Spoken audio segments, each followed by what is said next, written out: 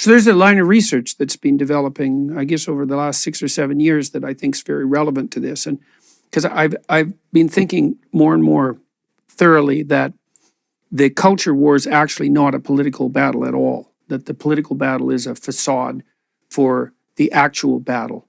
So, which is? Well, there's a group of researchers, most of them centered originally at the University of British Columbia, who started studying the subclinical manifestations of psychopathy. So there's a guy there named Robert Hare, and Robert Hare was the first psychologist who really studied psychopaths. And he developed a checklist for psychopathic behavior and the diagnostic criteria. It never became a formal diagnostic criteria, but criminologists have used it a lot. And if you're psychopathic, you're much more likely, for example, to be a repeat offender. Robert Hare's students, a variety of them, started to study psychopathy in its more normal forms, right? Because you can imagine you're so psychopathic that you end up like fully criminal and then you're in prison. But not everybody who has psychopathic proclivities is going to be foolish enough to be criminal enough to be caught, let's say, right? So there's other things that make you get caught if you're a criminal. So they started to study subclinical psychopathy and built a personality inventory to measure subclinical psychopathic traits. And so the traits are psychopathic, so predatory parasite, the core psychopathic traits. And there's two sets of core psychopathic traits. So the first core dimension is something like predation. It's like, if I'm a psychopath, whatever's yours is rightfully mine. And if you can't defend yourself against me taking it, that's just an indication of the kind of weakness that makes you a viable moral target, right? You're too weak to resist. You're too, what would you call it? You're too contemptible to even bother with. So not only can I take your stuff, but morally I'm obligated to. The second dimension is parasitism. And so that's a more subtle form of predation.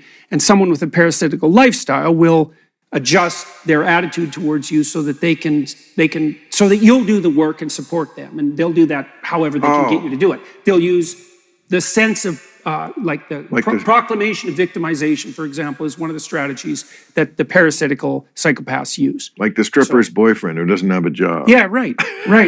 So a psychopath is a predatory parasite. And that means they're very, very low in agreeableness, no empathy, tend to be callous.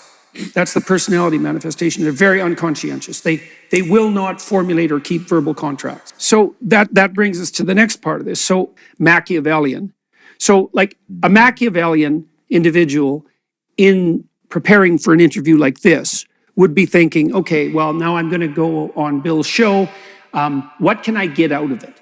How can I elevate my status? What could I use to sell? Every word would be used to extract out something that was only self-serving, right? You know that if your dialogue with someone goes well, what happens is you fall into an honest conversation. But a Machiavellian would be manipulating the conversation constantly to get an edge, to get an angle.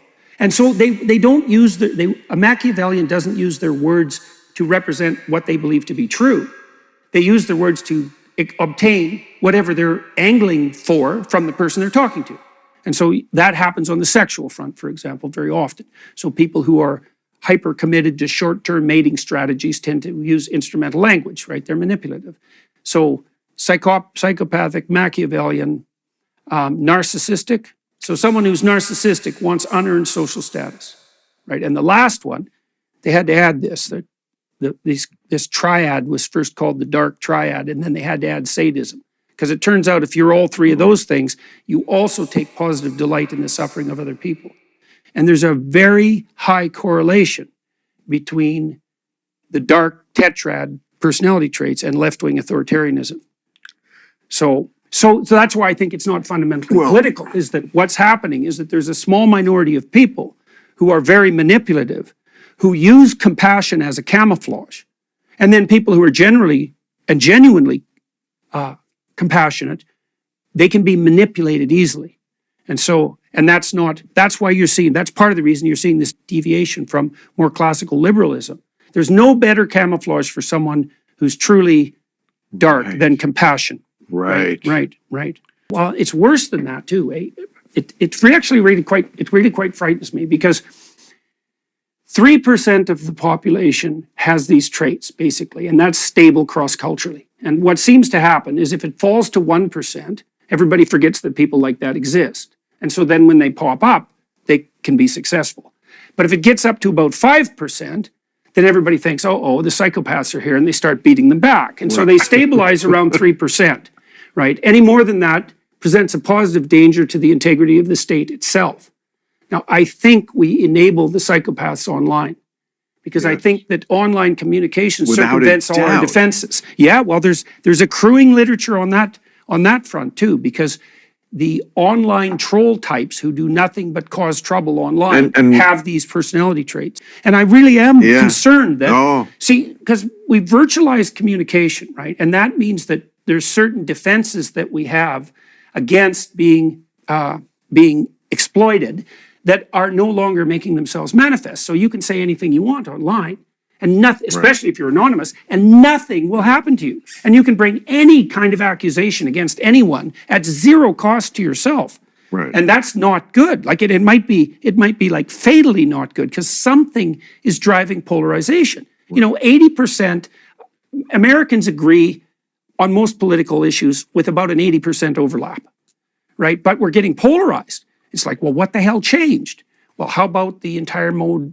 How about all of our modes of communication, right? They've radically changed, and they certainly enable reputation savaging, gossip mongering, cancellation, all of that. It's way easier online. Not just a difference in degree, a difference in kind. Yeah, different, absolutely.